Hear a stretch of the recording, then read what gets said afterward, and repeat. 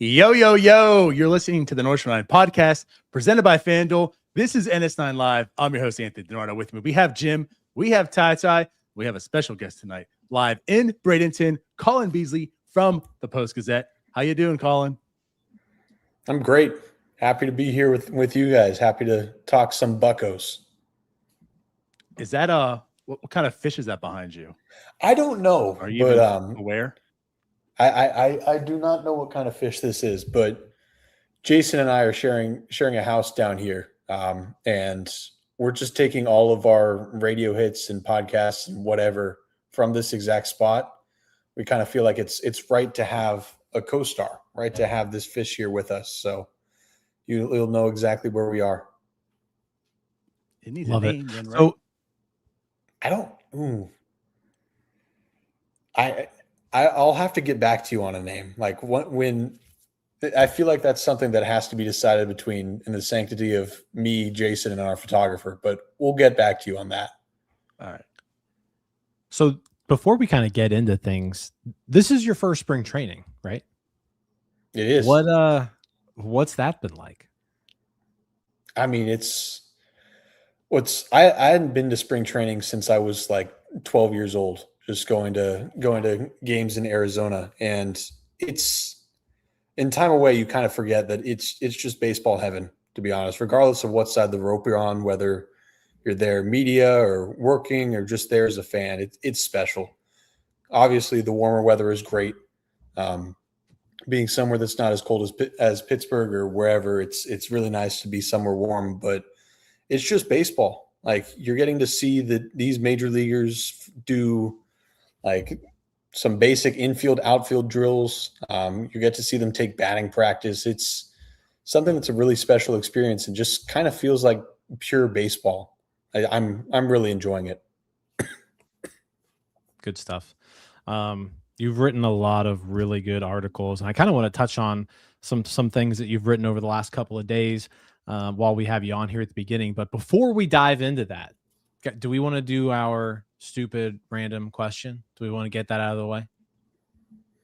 I want to ask you a bunch of questions, and I want to have them answered immediately. Sounds like some All right. bitch. What did I just enter? I don't know. But let's go ahead. Let's bring up the wheel. Colin, are you aware of this? I'm aware of the wheel. Yes. Okay. Wouldn't it be awkward if you spin and land on me? That would be awkward. It would also not be as fun, I think. So, yeah. Where'd I go? I'm like, I don't know. Yeah, there we go. Move Tyler down there. Yeah, but I do want to point out before we actually, you know what? I'll point it out at the end of the show. Let's go ahead and spin the wheel. While it's spinning, you hope it is. So we're gonna ask a random person a completely stupid question. All right. Sportsnet Pittsburgh, former Pirate Alex Presley. Okay. All right. I think I like our odds on this one. I'll get the question ready. Okay. So just to let the viewers know, the stupid question today is, what's a completely normal thing that instantly makes someone look suspicious? So that's the question we're going to be asking former Pirates outfielder Alex Presley. Colin, do you want to weigh in on that question? I was hoping he wouldn't ask me that question. I'm trying to think. I don't know. I'm drawing a blank on that one. One thing that's tough is about being in Florida is I've ended up on a very, very, very, very different schedule than usual. This feels like the middle of the night to me. Usually I'm someone who goes to bed at like 1 a.m., but now all of a sudden it feels like bedtime at 9 p.m. Man, you got a great tan. Thank you. You look great. Yeah. I try. I won't get one of those because it's going to be 58 freaking degrees Monday and Tuesday. No, it's supposed to be sunny. It'll be sunny. It'll be all right. Okay, so while we're waiting on Alex to get back to us, though, let's dive into spring training. So first thing I want to talk about, Colin, is You wrote an article on the fifth starter rotation, like the fifth starter competition going on right now. And it seems like with what's currently in camp, there's Hunter Barco, there's José Urquidy, there's Thomas Harrington, there's Carmen Mlodzinski, Wilbur Dotel, Antoine Kelly are there in camp, but they don't really have much of a shot, I don't think, at making the major league team. So I want to kind of just pick your brain a little bit on those four. Are you sensing that like this is like one of the bigger competitions going on right now? Yeah, I'd say so. What the heck is? I don't know if you can hear the sirens behind me. That's Oh yeah. Huh. Oh, yeah. Okay, they drove past me. They're not coming for me. That's Not good. coming for you. Yeah, I do think that this is one of the bigger competitions in camp. I do think that it's pretty much up for that one rotation spot. Paul Skeens and Mitch Keller will be there. I expect Ashcraft and Bubba Chandler to be starters as well to begin the season. I kind of feel like José Urquidy is probably the likeliest of the four, assuming that no one else is signed. I think that there's still a good chance that someone gets signed and depth is added and something changes there. But I think Urquidy has probably the inside track just because he has that major league experience. Because of his injury history and the limited innings last year and coming off of that injury, you can't guarantee anything. But given what he has been and his experience and his working with Bill Murphy and just what he's been in his resume, I think that he probably has the likeliest chance. However, I still certainly think guys like Harrington or Barco or potentially even Mlodzinski have a shot at it. Do you think if they end up going that route, do you think it turns into a piggyback situation? With Urquidy? With Urquidy, do you think they end up going piggybacking if he's the fifth starter? Honestly, that's something I'm really interested to see exactly how they handle it. I asked Don Kelly if like a 6-man rotation was a possibility, and he didn't seem to think so, at least at the beginning of the season, just based upon how the schedule lined up was the reasoning he gave. But I do expect the Pirates to be somewhat creative with how they manage their innings for all their guys, not just Urquidy. I think that considering injury histories for Ashcraft in particular, and Bubba Chandler doesn't have much of an injury history, or he's stayed healthy, but he also is young. So maybe you end up in a situation where Urquidy combines with Mlodzinski, or Ashcraft's innings are limited and you get creative there. And maybe that leads to something strange. Like even if, say, Hunter Barco ends up being the fifth starter, you probably wouldn't want him going full throttle right at the very beginning, given his history as well. I think that that's kind of one of the reasons why I think that Carmen Mlodzinski is more likely to start in the bullpen, just because you have that piggyback option and you can be creative with how exactly you manage your innings and get through 9 each game. And so going with Mlodzinski there, it's been talked about, like, he's in the battle for the fifth spot, and we saw last year him being the starter, going to the bullpen, he really excelled at, right? There's a lot of talk of like why maybe him being in the rotation is still kind of enticing. His pitch mix, right? The shape of his pitches when he kind of like trusted them and built upon them and such. So like, I kind of want to ask you right now too, do you think there is like a true possibility of Mlodzinski being in that fifth role? And also with that, do you think that, he could perform better than he did last year, that people should maybe buy into, hey, you know what, give it a second shot? I think there's a possibility. He figured out some things last year and tweaked his pitch mix a little bit. And Jason wrote an article about this and kind of what specifically Mlodzinski changed to have success in the bullpen. However, and the other thing that's worth noting is that it makes sense to have him build up as a starter and makes sense to have him be part of that competition. It's easier to have someone start as a starter and then go back to the bullpen instead of the other way around. Like trying to ramp a guy up would be very, very difficult. And whereas having a guy go through a lesser workload is perfectly fine. There's no downside to it. I think that he's probably best suited for a bullpen role. Like that's where I'd have him, considering how valuable he was last year. However, it's not like the Pirates are losing anything by giving him a shot to be in the rotation. You might as well have all your options out there and have him built up just in case. I want to talk about Thomas Harrington a little bit because he kind of seems to be the forgotten piece of this.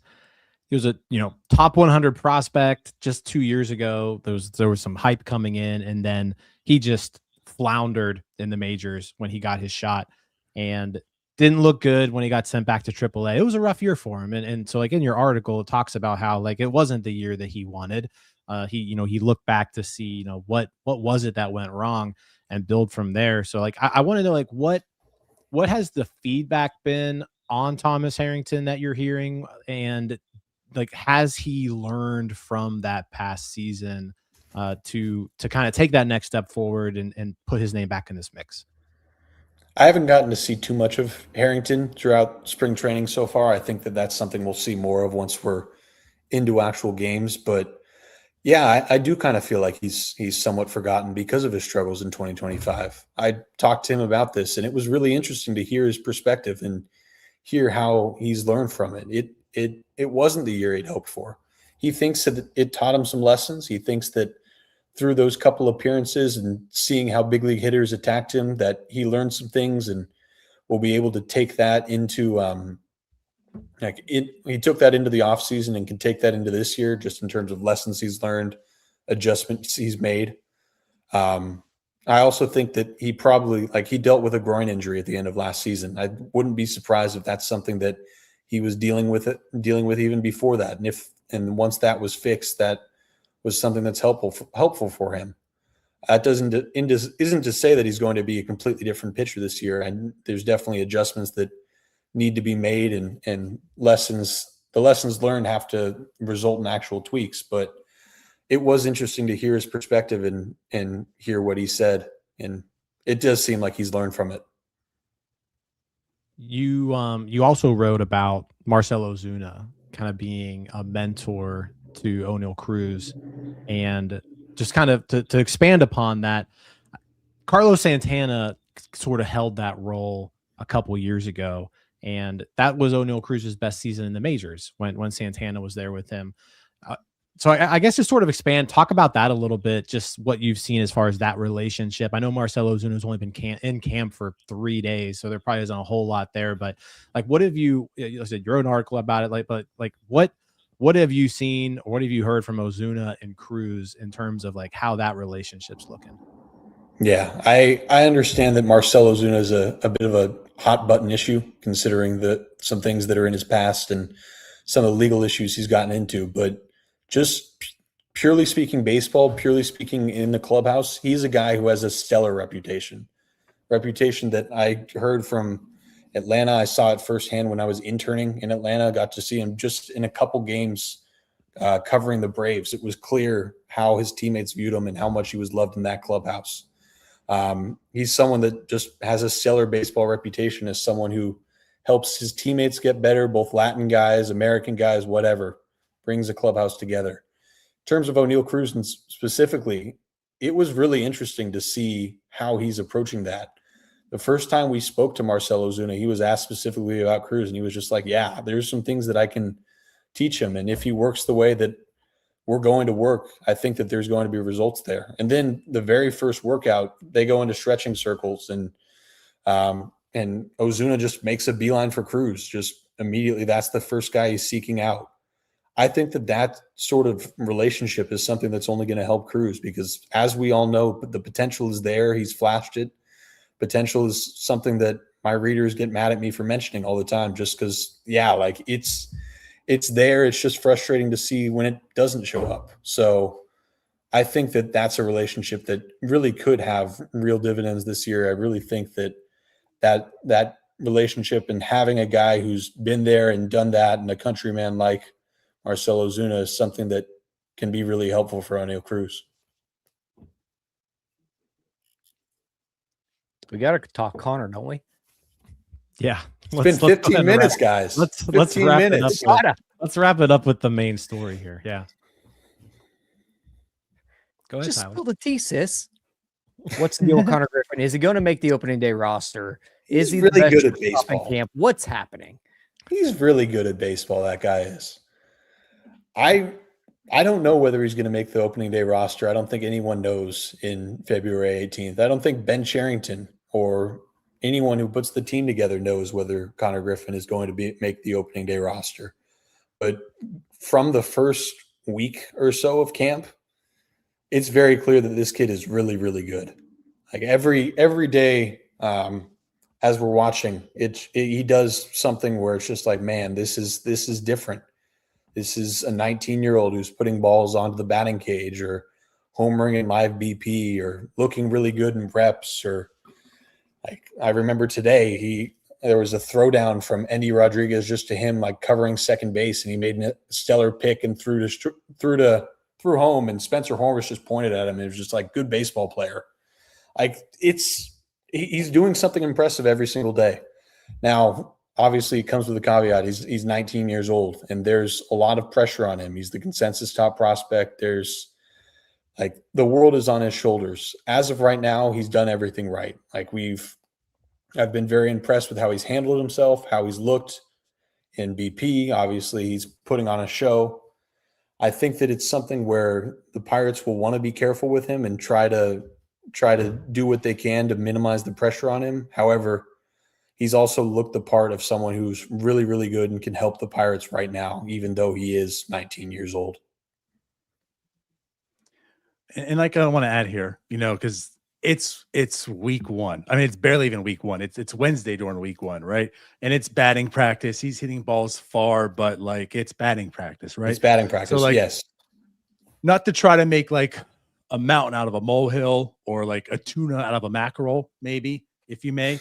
But what does Konnor have to do in spring that you think for him to actually make opening day roster? Because I think it's plain and simple. Like he'll be probably the best shortstop on the team in spring training. But what does he have to do to make sure that he's on the opening day roster? His little mackerel comment. It's just a DiNardo quote. That's all. He's so old. It's good. It's good. I'm just trying to nail this fish. It's bothering me. And Jim said flounder, and I couldn't hold myself from laughing earlier. It's definitely not. I didn't even do that on purpose. Yeah, I didn't even do that on purpose. I didn't want to cut you off, but I really did. That's good. All right, but to answer your actual question, I do kind of think that Konnor Griffin has. I don't know. I think he probably needs to leave, no doubt. Like, I don't know exactly what the number is. I'm someone that thinks spring training stats are generally overrated and overblown. Like it's something where it's a small enough sample size that you kind of will know more from watching the games and actually seeing it than whatever a guy's batting average or slugging percentage is after however many spring training at bats. However, with that said, if Griffin bats 400 and is hitting for power and is handling defense and is base running well and continues to say and do all the right things, then yeah, I think it'd be a really difficult decision for the Pirates to have to send him to AAA. I think it's pretty clear that he's someone that can help the Pirates right now and could handle shortstop right now. I understand games haven't been played and it's been batting practice, but it's clear how good this kid is. That's not to say that he's going to make the opening day roster or isn't going to make the opening day roster. I just think that if he plays well and plays to what we believe he can be, then he would certainly give the Pirates a difficult decision regardless of what they choose. So basically, we're hoping he's more of a Mike Trout than a Mike Carp. Nailed it. There we go. You, Tyler. That's good. That's good. That's you really just dragged it all together there. Getting a Konnor Griffin comparison, and yeah, well done. That's how it's done. Let me ask you this. If you knew absolutely nothing about any player heading into these last 2 weeks, you knew nothing, and you just showed up randomly and started watching this team, is Konnor Griffin the best looking player you've seen? Yes. Are we including Paul Skeens in this? Quick. Yeah. Okay. Sure. I forgot the Pirates also have multiple. Let's go ahead. Let's go ahead and not include pitchers, but let's say out of every hitter you've seen. I'll say because FanGraphs said like Paul Skeens is quickly going to become the second best player. So I think that's a fair question. That was an insane thing to say. I was blown. it reaches a new level of hyperbole with every single article. It's truly, truly incredible. Yeah, I do think that Konnor Griffin stands out. Like he's got the build. He's built like a football player, of course. And watching him in batting practice, it stands out. It's something where like all we want to do is watch it and record it. And Jason and I, by having two people down there, we're trying to record as much as possible and get different angles and see different at bats and kind of diversify our content. But whenever Konnor Griffin is at bat, we both want to watch it. Like that's what it is. And there's no such thing as too many videos of him considering how good he is. So yes, he stands out in a really, really good way. It's unbelievable that he's 19 because he looks like the real deal. All right, before we let you go, it's February 18th. Will Konnor Griffin be the opening day starting shortstop? Yes or no? It's funny. We're actually working on an opening day roster projections article right now. I'm going to say yes. I think that it's just off of what I've seen. It's tough to imagine a world where the Pirates decide that there's someone better suited to play shortstop for them on March 26th, 2026 than Konnor Griffin. I'd understand if they want to be patient. I'd understand if they want to play this the way most prospects play this. However, it looks pretty clear to me that he's the best suited to play shortstop and someone that can help the team right now. So right now, my answer is yes. Love it. Love it. Now, do you anticipate, much like a swordfish, an extension happening? That was really bad. I assumed there was going to be another fish pun made, but swordfish I'm trying here, man. Tough.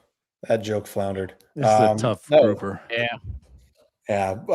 I expect there to be talks. I think that there's going to be real conversations. I think that both sides understand what they have, and if a number is given that the Griffin party is interested in, like I think they'd be willing to make that sort of a deal, considering like the situation and how highly touted he is. I don't know exactly what the number would be.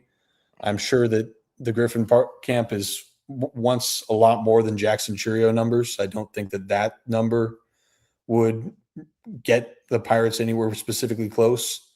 I don't know exactly where they start being interested, whether it's 100 or 130 or 150 or exactly where they land in there. But I expect those talks to happen. I expect those talks to be very, very serious, but I don't know enough about where either side would come in on to say yes or no, this will get done.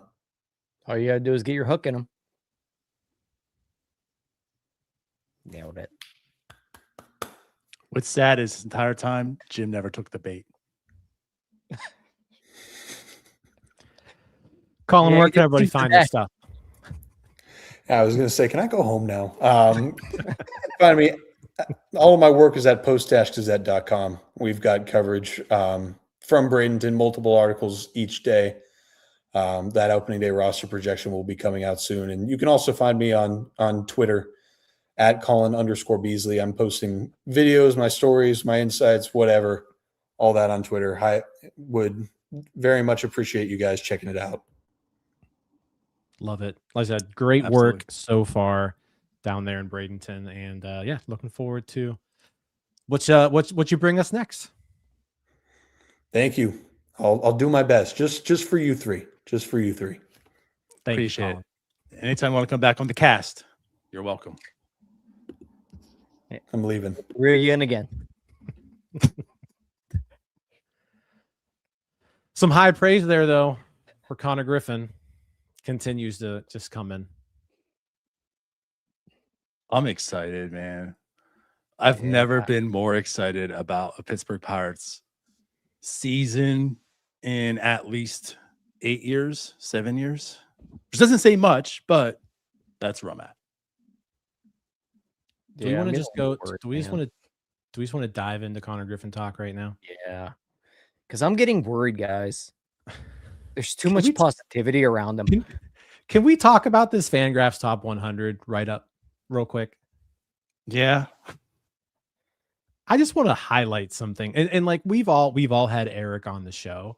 And like Eric is usually very like he watches what he says about players. Like he's pretty careful to hype people up.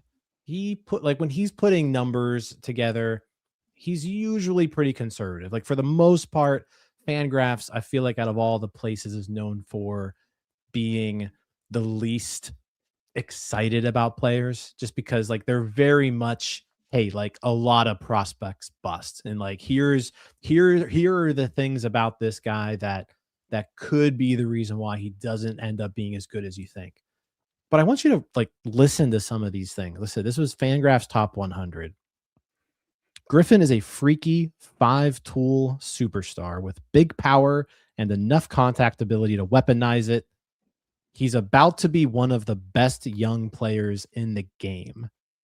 He's not only clearly the best prospect in baseball, but one of the top handful of prospects ever evaluated during the current era of FanGraphs scouting, which goes back a little over 10 years. I don't know what you say to that. Like that's the beginning. Right. But like they're essentially saying, hey, listen, this guy's number one. He's number one by a lot, and he's about to be a superstar. I'm excited to see him. Like that. Honestly, that's where I'm at. I'm just excited to see him. And what you just said there, Jim, it's almost scary. This doesn't work well for the Pirates. We just went through Paul Skeens. And again, this whole Paul Skeens thing is like, this can't be real life.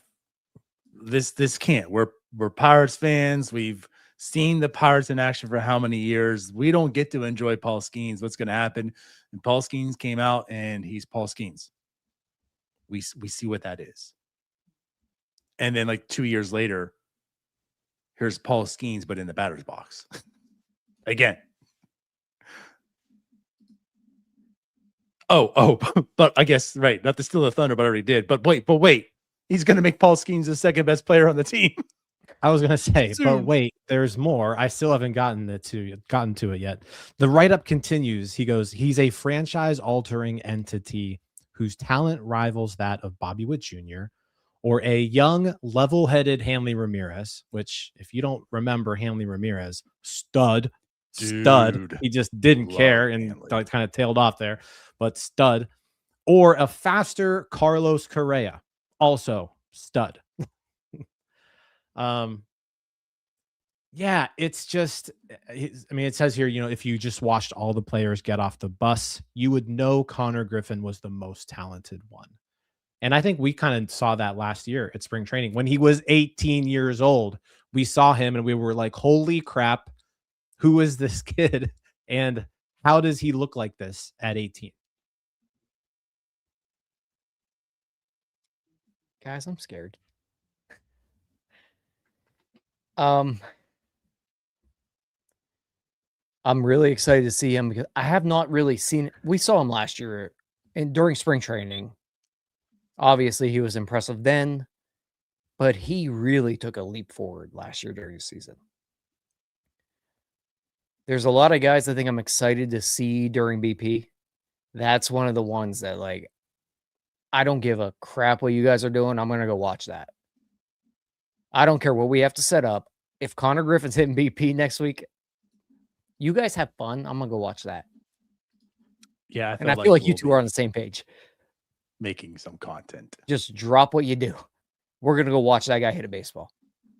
But like, that's the thing. And again, I want to put in perspective, like it is batting practice. However, all things are relative. And he's, I mean, the graphic, like he's must see TV at this point. He's the reason you're watching batting practice right now. And it's crazy. And understand where we're coming from. All things are relative, but like that used to be Oneil Cruz. That was Oneil. Like, let's watch his batting practice, right? Well, it's Konnor Griffin now. And Konnor Griffin's also a guy who hits 330. To continue, This is a complete player, an absolute monster who might make Paul Skeens the second best guy on his team in short order. Hold up, not done. Who might one day be mentioned in Pittsburgh in the same breath as Mean Joe Green, if they can find a way to get an extension done, and whose daily impact can help return the Pirates to long-awaited glory. I'm done. I'm done. That's so much pressure on a 19-year-old man. It really is a lot. Like It's so much. It's a lot. It's a lot. But I think it's getting to the point, though, like you mentioned, like it's kind of getting to the point too where I think it's almost unfair. We did this with Paul Skeens too, though. Remember where we were like, you don't expect him to come up here and just be a stud right off the bat. We were like, it's tough. That's tough to it's happen. not going to be Don't Jared expect Jones. him to look like Jared Jones. Yeah, we were like, don't expect him to look like Jared Jones, you guys. And look what he did. I don't know, man. I'm the more I see of him and just watching him from last season. And again, we haven't seen games yet. We're seeing batting practice. We are seeing live BP. So he is hitting off of live pitching right now. But the more and more I see from him, the more and more I read about him, I feel like this guy's going to be pretty good. I feel like he's going to be pretty good. There is just in the last decade, there hasn't been. There's been guys like Wander Franco was a guy who everybody just knew was going to be a star, and he was. You know, off-field stuff aside, Wander Franco was a star. Vlad, another guy who people just knew he's going to get up there and he's going to hit, and that's what he did. Like there aren't too many players that talent evaluators speak about in this light. Like there's always a thing where it's like, he's got the potential to do this. He's got the potential to do this. There's this one thing that he needs to work on. There's really like nothing here that says otherwise. Like there's a chart here too. I'm going to just share real quick, just so everybody can see it. But at the end of the write-up, it goes on to say the probable outcomes of, Konnor Griffin's future value. It says there's a 50% chance he's a 70 plus future value player. Guys, a 70 plus future value player is a Hall of Famer. Like that's what that is. So FanGraphs right now is basically saying there's a 50% chance this dude's going to be a Hall of Famer. And then there's a 25% chance that he's the step below that, which is like really good player and perennial all-star. And maybe a Hall of Famer. You're cut. And the step below that is like, he's an all-star. Like they're essentially saying here, it's a 90% chance that Konnor Griffin's an all-star. And then there's a 10 to 15% chance that he's not. But like, I don't know how you can't not get excited about this guy. It's just absolutely incredible. The things that people are saying about him. And I mean, you just heard Connor say that knowing absolutely Colin, you just heard Colin say, no, if he went into camp knowing nothing about anybody, like Konnor Griffin's been the most impressive guy on the field. And there are multi-time all-stars on that field. There's a guy who's gotten MVP votes on that field. He's saying Konnor Griffin's the best looking one so far. And I think one of the more impressive things that has happened with him is when he got drafted, there is a good chance that he was going to be in center field. Like he was kind of projected for an outfield role. Yep. He's improved the shortstop to the point where I think FanGraphs mentioned it, how good he's gotten there. So the mentality is there. Obviously the skill set's there. The ability to be coachable is there. I got to stop because if Jim keeps talking, we're getting a little erotic here. Jim was so excited when he saw this FanGraphs article. I don't think I've ever seen Jim as excited as he was when he read that first, like 2 paragraphs that first day. Outside of Henry Davis getting drafted. Right. I've never seen Jim that. No, this was worse. This was like full on Jimbo. No one's ever written something like this about a Pirates prospect. You can say in the comments all you want, oh, he's Chad Hermanson, he's Gregory. Like, no, none of those people were this.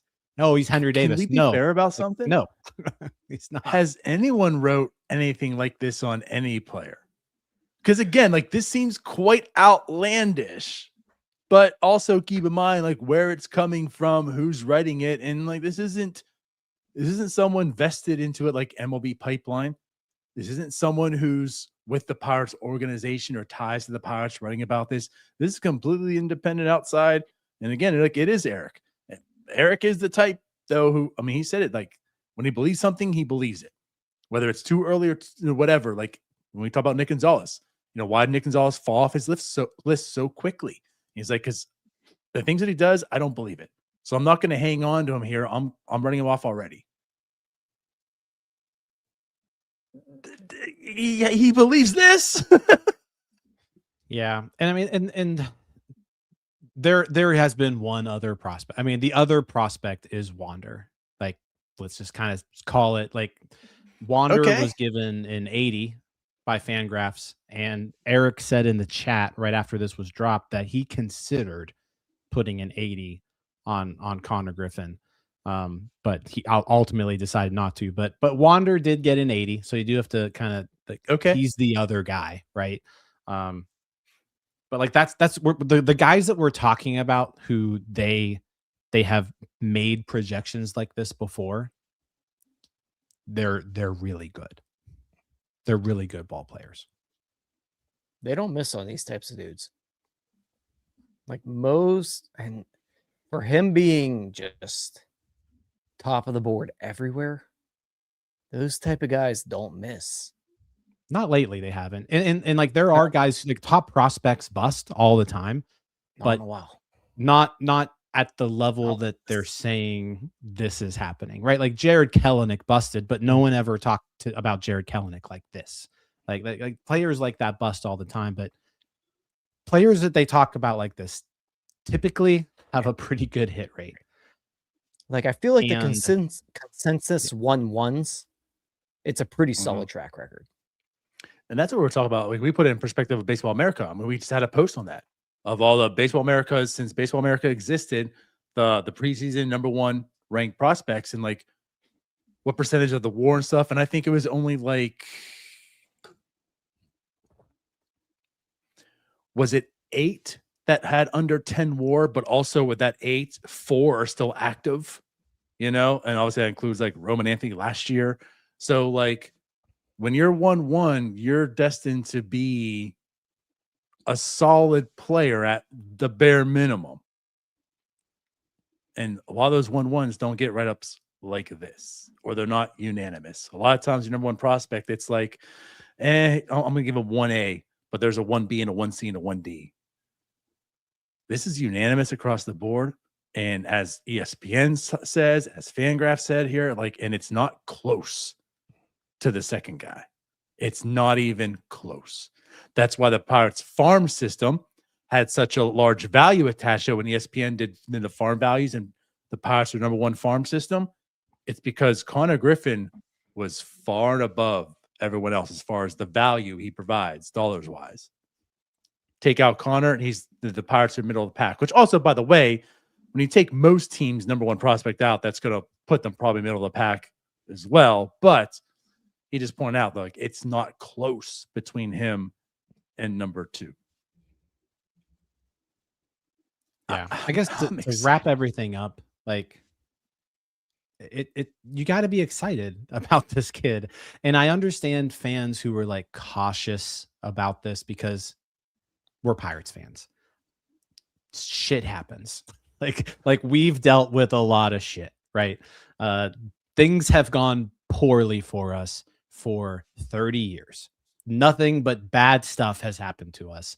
And so I understand the hesitation to like completely buy in to this guy. And if you're someone who says, you know what, I'll believe it when I see it at the major league level, like I have no qualms with that line of thinking because like you haven't seen any of these guys pay off, or if they have paid off and become good ball players, like they've never, it hasn't mattered. The Pirates haven't won anything with anybody. So I understand that line of thinking. I'm not saying that like you have to be excited about this guy. What I am saying is I am excited about this guy.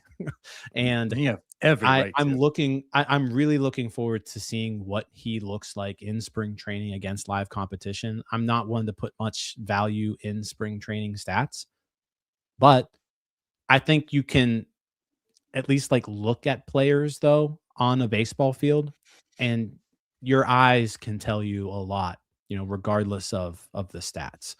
And every time I've seen Konnor Griffin, he's looked really good. So I'm looking forward to spending some time seeing him in person to just get some eyes on him and try to figure out like, hey, is this like or are my eyes seeing the same thing everybody else is? Because everybody else sees the next reincarnation of Mike Trout, apparently, at shortstop. Yeah. And I think, man, people are just getting their Pirates brain in their brain. Like the Brad Eldridge of the world. Like every prospect that we've gone through that just didn't work out, it's not to this level. They're not even close. Like not even remotely close. They were top 100 guys. They're not even remotely close to a consensus 1-1. If I have a concern, it's more that he did rise very, very quickly. It's really only been a year. We've seen some guys like that, like Jurickson Profar, Byron Buxton jumped up there real quick. They all turned out to be pretty good major leaguers. It just took them a little bit longer. Like they had struggles in the majors. That would be maybe my only concern here, is that it might take him a bit. If he comes up, he might struggle. It's not doubting that he'll be a good Major League Baseball player at some point. It's just, will it be right now? I don't know. I think he will be a very, very good baseball player. At some point in his career, he probably will be. Yeah. Yeah, for sure. I mean, that is a good point. And obviously, we're all hyped for Konnor Griffin. We're all excited for Konnor Griffin. But I think to keep things in perspective, all of us also agree Konnor Griffin has to show us. Like I'm not just anointing him. I want him. Like I want Konnor Griffin to be the starting shortstop on opening day because I want him to be that good. Like there's nothing wrong with me wanting him to be what they're talking about, therefore being the opening day shortstop. However, I also want him to go out there and prove that he is capable and he's ready for it. If he's not, I'm not going to say, well, just do it. If he struggles this spring, I'm not going to say, well, who cares? Put him on there. Okay, I get the reason to put him in AAA. But there are just so many reasons of being excited and thinking that he can do it. Because let's also go back to last year when we did have Eric on and we kind of checked him because, he ranged, but on most lists, Konnor was around in the top 100 and in FanGraphs completely omitted. And Eric, being Eric, just kind of said like, hey, I like the tools. I like this, but there's an issue with his swing, and I'm not sure that's going to play out. However, it does seem he's working on some things, and he pulled a video up and we went through it right there on the show. He was talking about the swings and how it's more compact and he's hitting the fastball, all this blah, blah, blah, whatever. And like, if I see more of this, then I'll believe in it. And the thing is, Konnor Griffin showed up day one, switched, worked on everything he needed to work on. And what did he do last year? He never hit under 325 at any level. I mean, as a matter of fact, he got better almost at every level he went to. 156 WRC plus, a 170 WRC plus, and then he gets a double A and has a 175 WRC plus, hitting 338, 325, 337. The guy was just a complete stud. And this is the guy who's not talking about my goals are to make opening day. My goals are to be a Hall of Famer. Like there's just so many parallels between Konnor Griffin, to me, in my point of view, of Konnor Griffin and Paul Skeens. And that's exactly why I am not going to bet against this child. I was going to say, man, this child, he's 19. I'm not betting against this child because He gets it. And you hear guys like Paul Skeens talk about this kid is mature way beyond his years. And that's Paul Skeens saying it. That's what he is. Speaking of betting on him, when we were doing this show a week ago, I feel like he was like 5th, 6th, or 7th. How much money I got to put on of the year? In just 1 week of Colin's cell phone videos being posted to Twitter, essentially, and Konnor Mean Griffin's Joe now- Green comparisons. Yeah. You had Twitter cell phone videos and FanGraphs comparing him to Mean Joe Green. He's now plus 370 to win National League Rookie of the Year. The second 37 highest odds, baby. second highest odds now in the National League. Whereas again, before just a week or two ago, you had to click the show all button for him to appear on the list. Like you had to expand the list down past the top, 5 or 6 guys to see where he was. And so there's a lot of hype. I don't know how much more we can add to this conversation. I think it's pretty much. We're gonna add a lot next week, probably. Yeah, we'll be there next week. We'll see a lot of them. We'll talk about them a lot. But as of right now, that is like seeing Konnor Griffin and what he can do this spring is by far the thing I'm most excited to watch this next month.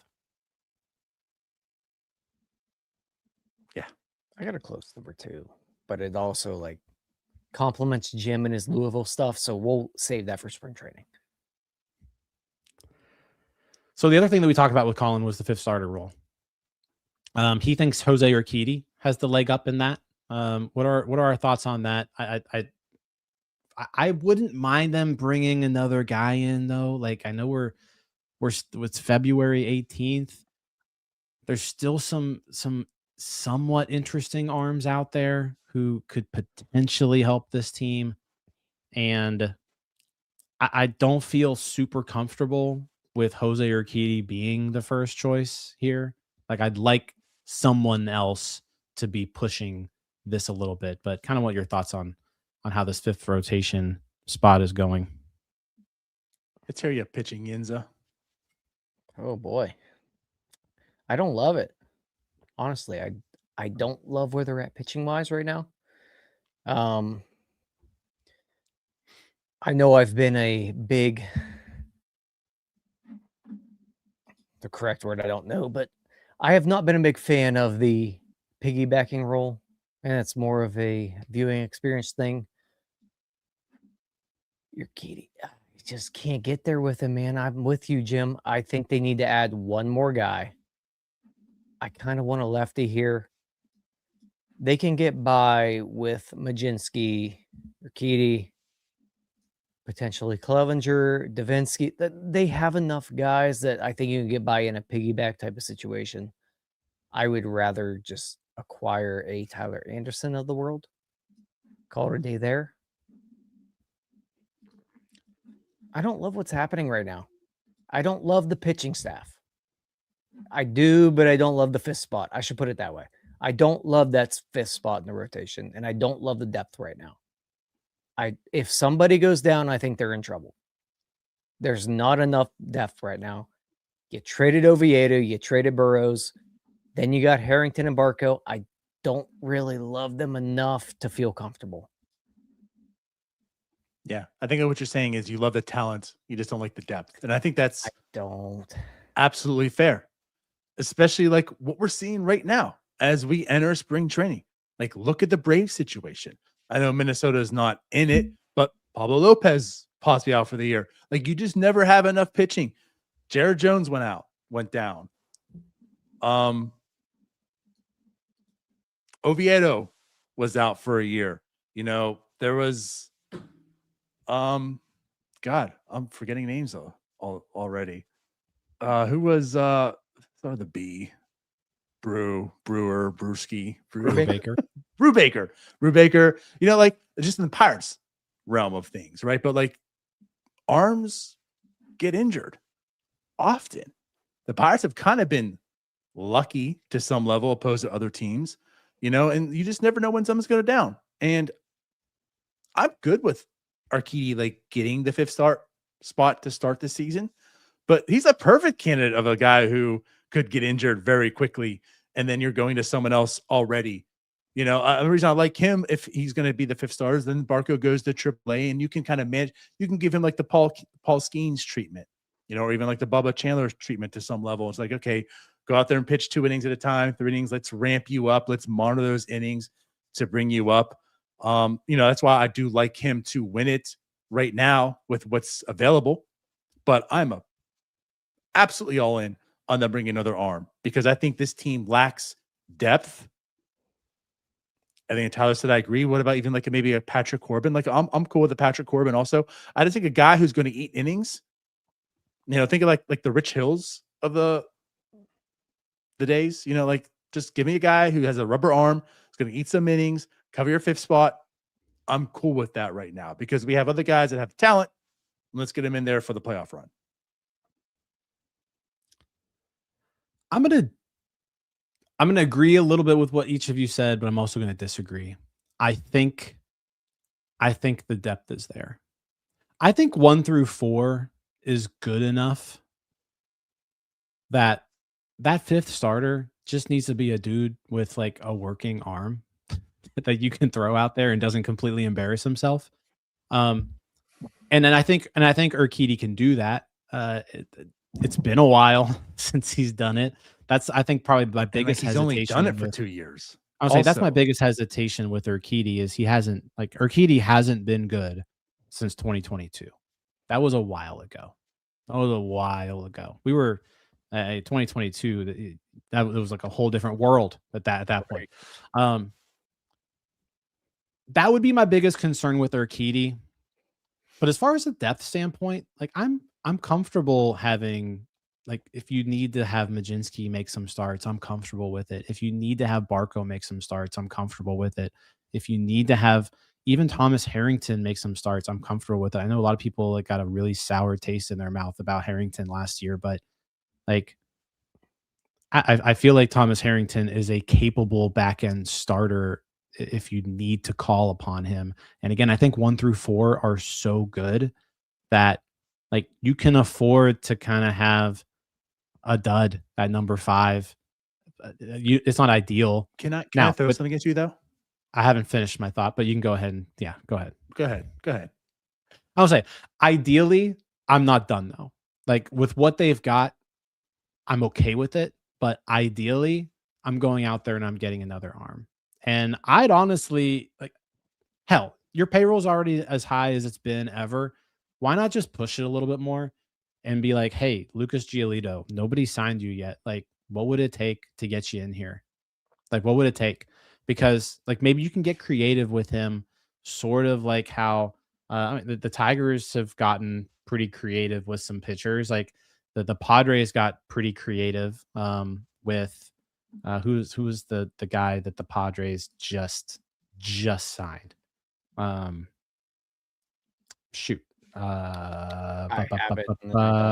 Walker Buehler, but also they signed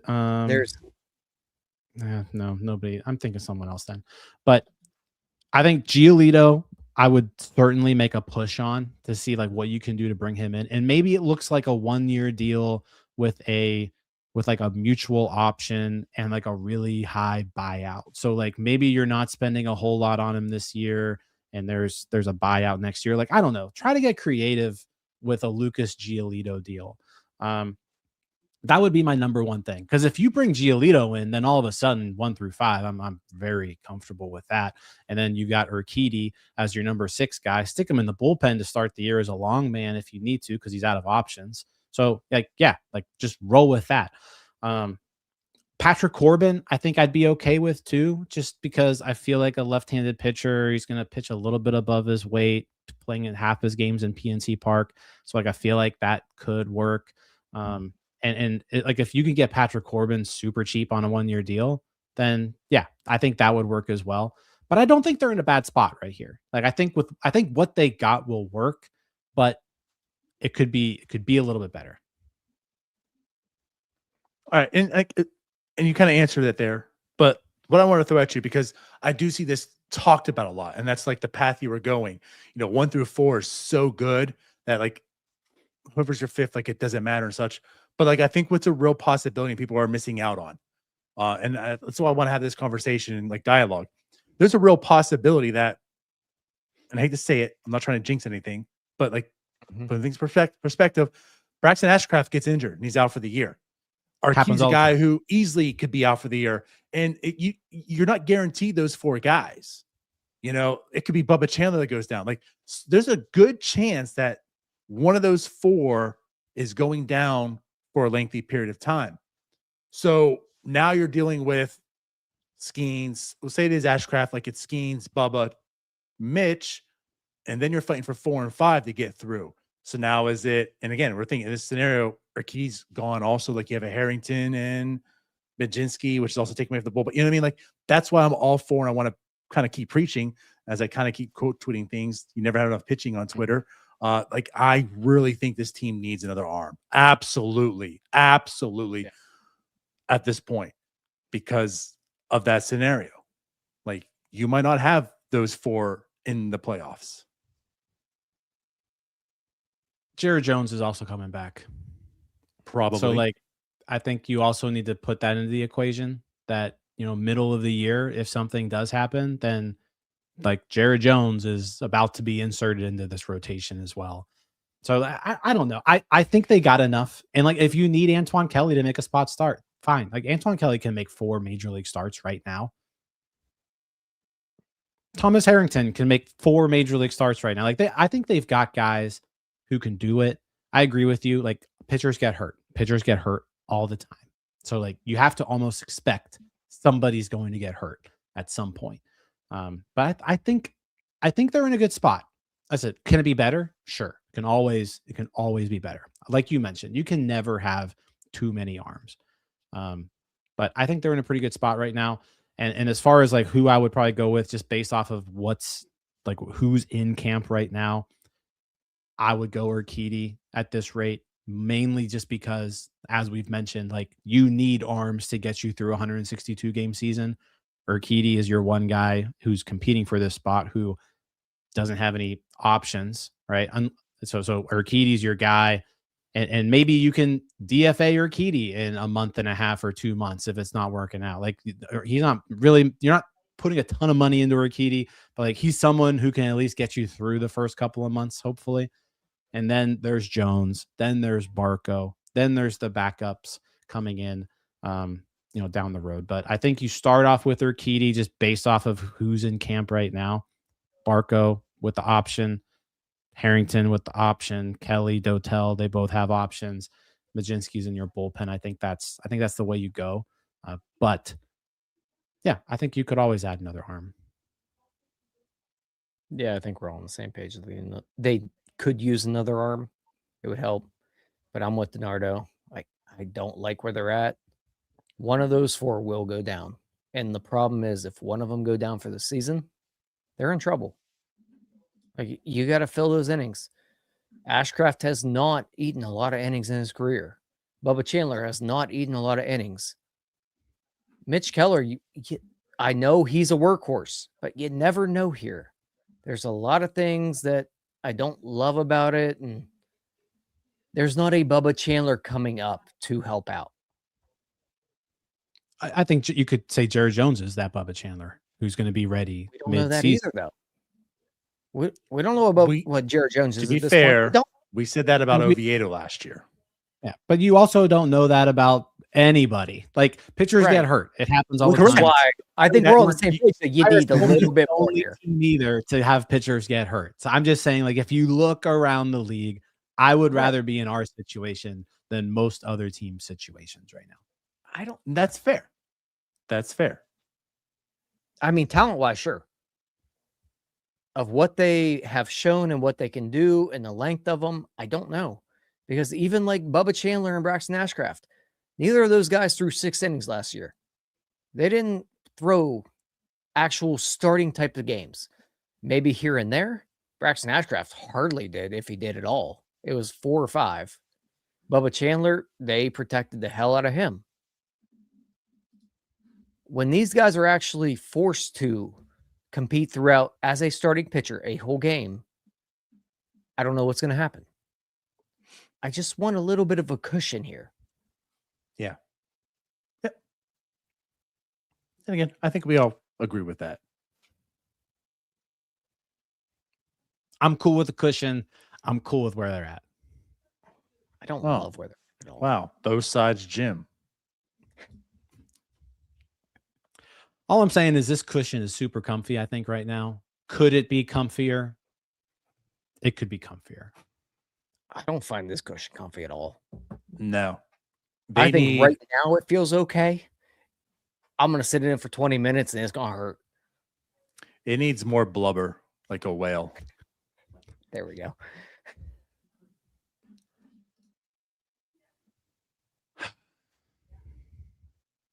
That all we got to talk about? That's a good place to stop. I think that's a good place to stop after that. Yeah. Let's talk real quick about we made an Yes. announcement on Monday, right? The NS9 tailgate, first NS9 tailgate of the year. We're going to have more than one this season. It's going to be April 18th. It's Paul Skeens bobblehead day. So if you want a Paul Skeens bobblehead day, come to the NS9 tailgate. April 18th. It's going to be catered by Permani Brothers. We'll send out the information on where it's at, but it's going to be the same spot it's been the last few years. So I'm really excited about that. And what's really cool about it is you don't have to wait in line for the bobblehead. So like you can stay at tailgate as long as you want because every fan is guaranteed a bobblehead. It's not capped off at 20,000 or 25,000. Every fan gets a bobblehead. So you don't have to leave the tailgate early to go stand in line to get your bobblehead. So April 18th, put it on your calendars. We're going to have a link soon to send out to you guys. So we have a block of tickets. I believe we have 102 tickets reserved together for this game. So yeah, we'll have a link where you can buy a ticket and we'll all be sitting together. So hold off on buying a ticket. We'll get the link to you as soon as we get it. But yeah, April 18th, put it on your calendar. I'm excited. A block of 100. It's like a school of NS9 fans. You poor folks. But for sure. I'm really excited. Yeah. Catered by Permani Brothers, as it's been the past few years. Really fun stuff. And then this Saturday, Jim, we're all arriving in Bradenton for spring training. We're going to be down there for 2 weeks. Now we'll be split up. I'll be heading back. I'm only there for the weekend. I'm week 2. But you and Tyler will be there week 1 with Cody and Doug. Potentially more. But it's exciting stuff.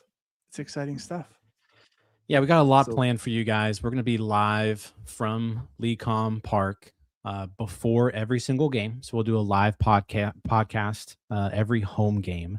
We'll have daily recaps for you. On top of that, we'll do our Bucko Brew live from Bradenton. NS9 Live will be from Bradenton. We'll have a ton of stuff for you, all from Bradenton. So I'm really looking forward to heading down. I love spring training. It's perfect. And we got koozies and stickers.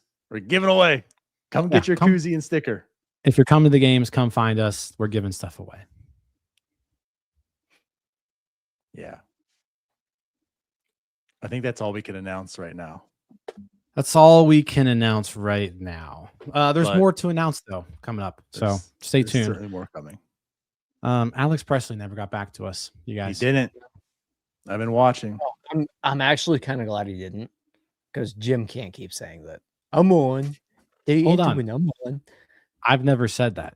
You said that before. I never. No, have. you said it. But you thought it. Comments. And if you thought it, he said it in the comments. When he was not on, he said it in the comments. You can't test this brain here, Jim, but we will in spring training. Guys, I'm so excited. All right. Is that everything? I think we announced pretty much everything we need to as of right now. So we should get these poor people out of here. All right. Bye-bye, guys. Like, subscribe, do other good stuff. We'll see you guys on Friday, Sicko Sound Off. Ty and I will be on. That's going to be on our Twitter Spaces as we've been doing the past few times. So if you want to join, come hit us up. Come follow us on Twitter. 8 o'clock. We'll be there. Come say your piece. We don't know what the theme is. I don't know. Maybe it'll be Konnor Griffin. Maybe you guys can talk your piece on Konnor Griffin. We'll see. But we'll announce it. So we'll have the show ready for you. But Friday, 8 o'clock, Sicko Sound Off. We'll see you guys then. Until then, bye-bye. See you guys.